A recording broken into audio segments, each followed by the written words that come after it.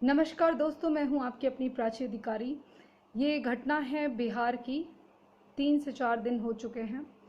बिहार में एक तरह से नरसंहार हुआ है। जब एक और लोग होली का त्यौहार बना रहे थे, गीत गा रहे थे, जश्न मना रहे थे, खासकर सनातनियों में, वहीं सुरेंद्र सिंह जो कि रिटायर्ड जवान हैं, मिलिट्री आर्मी के रिटायर्ड जवान हैं, उनके 3 बेटे रणविजय सिंह, वीरेंद्र कुमार सिंह, अमरिंदर सिंह, इनको गोलियों से भून दिया जाता है।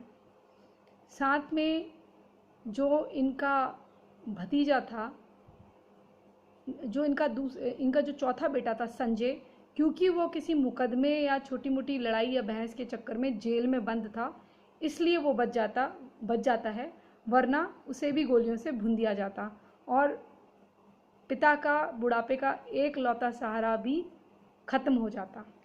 जैसे कि 3 उनके बेटों को मार दिया गया। फिर भतीजा राणा प्रताप, जिसको गोली लगी थी, वो अस्पताल ले जाते उसकी मृत्यु हो गई। उसने दम तोड़ दिया अस्पताल में जाकर। उसको भी जब वो देखा गया कि वो गोली से नहीं मर रहा है, तो उसे तलवार से घाव करे गए, तलवार मारी गई। पाटीदार रुद्र नारायण सिंह जैसे राजपूत नेताओं का इस नरसंहार के बाद सुरेंद्र सिंह जी के वहाँ आना हुआ। विधायक चेतन आनंद हैं, वो भी आए, और ये जो गांव था ये मोहम्मदपुर गांव था। अब आप देखिए जिस प्रकार से बिहार में इन दिनों ये घटना हुई है, और आरोप लग रहा है कि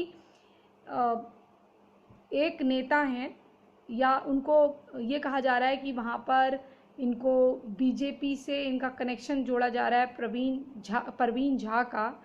और ये इनकी पोस्ट अगर देखेंगे तो ये हमेशा रावण सेना संस्थापक हैं।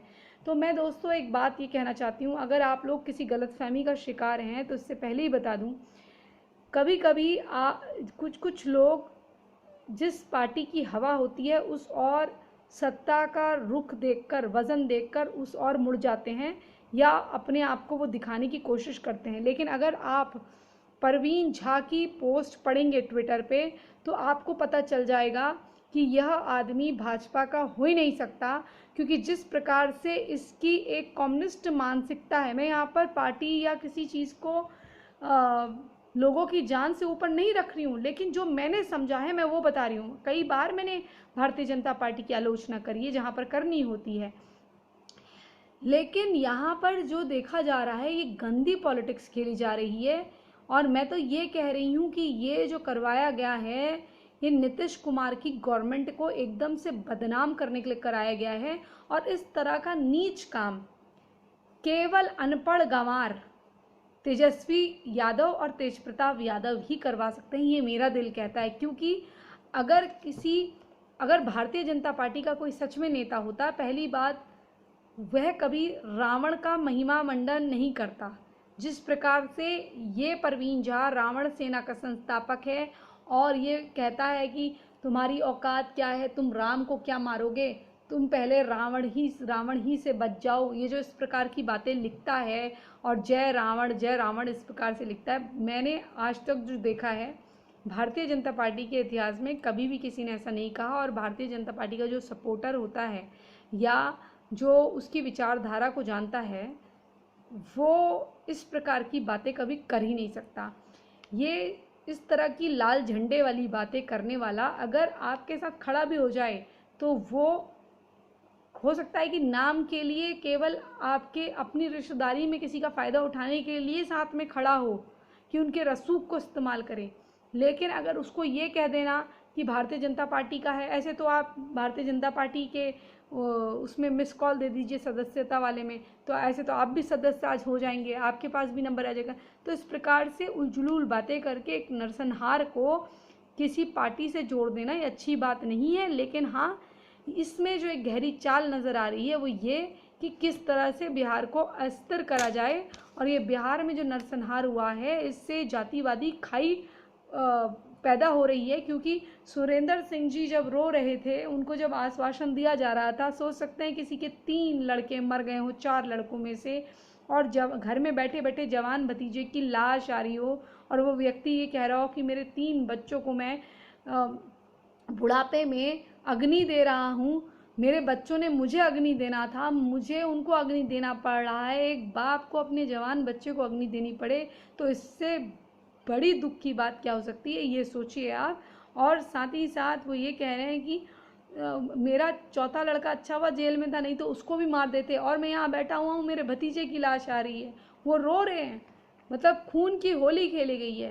तो प्रशासन को भैया ये संज्ञान लेना चाहिए कि अगर वहाँ पुलिस बल जो है काम नहीं कर पा रहा है तो क्या आर्मी की तैनाती करवानी चाहिए, और दोषियों को, ये जो दोषी है परवीन झा, तो इस प्रकार के लोगों के खिलाफ सख्त कार्रवाई करनी चाहिए।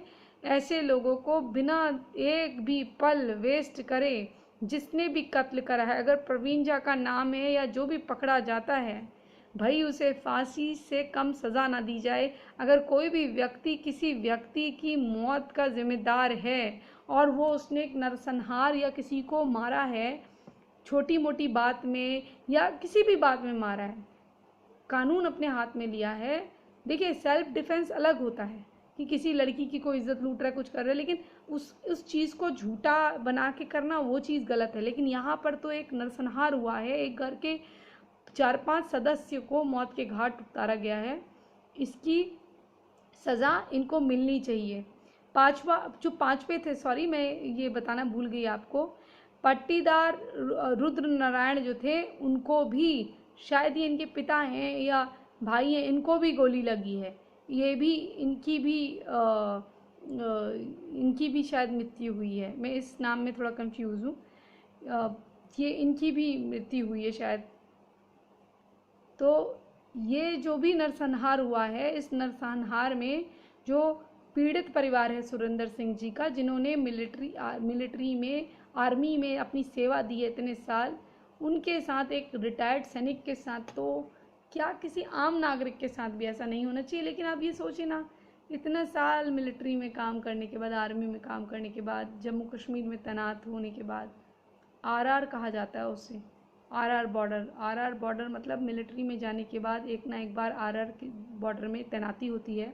तो वहाँ पर जब टॉयलेट भी इंसान करता है तो हाथ में, या शिट के लिए भी जाता है तो हाथ में वह गन लेके करता है, खाना भी खाता है तो गन लेके खाता है। अब ये सोचिए, हाथ में बंदूक लेके सब कुछ करना पड़ता है, इतना खतरा होता है। तो जीवन में एक ना एक बार एक सैनिक को वहाँ जाना पड़ता है।